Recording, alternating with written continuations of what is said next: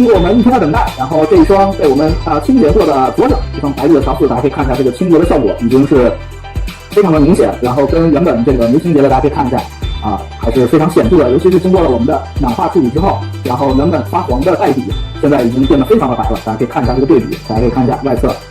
鞋底，然后还有内侧，大家可以对比一下，这个效果还是非常棒的。对，然后呢，整个的鞋面这个地方经过补之后原本鞋身上面的这些污垢等等这些也都被非常好的去除掉了。但是我们也能看到，在整双鞋上，包括像鞋头这个位置，然后还有鞋帮这里还有内侧这里，它都是有一些原本的这样的小的刮缝。然后下来呢，我们就是要把这些小的刮缝也会给它进一步的做一个处理。那么在做这个鞋面的处理之前呢，我们首先就是要来把它开胶的地方进行一个2次的粘合，让它重新的粘入。接下来就让我们来粘它了。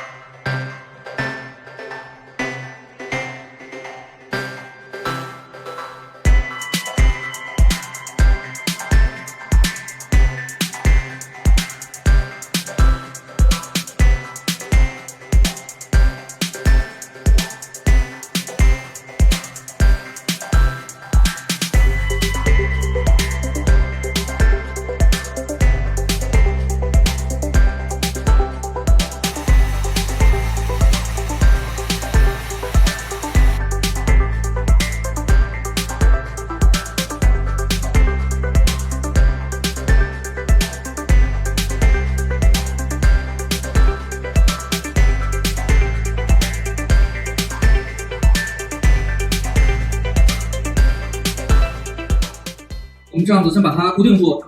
几个开胶的地方，因为这双鞋原本主要的开胶是集中在外侧的这个外底跟这个鞋面粘合的地方，对，然后还有内侧这个地方比较容易活动，所以我们将用这个粗的这种橡皮筋呢来给它固定住，用棉花然后垫到这个橡皮筋上面，一个是呢为了保护一下这个鞋，二一个呢是可以让它的这个受力更加的均匀，然后现在我们需要把这双鞋静置24个小时。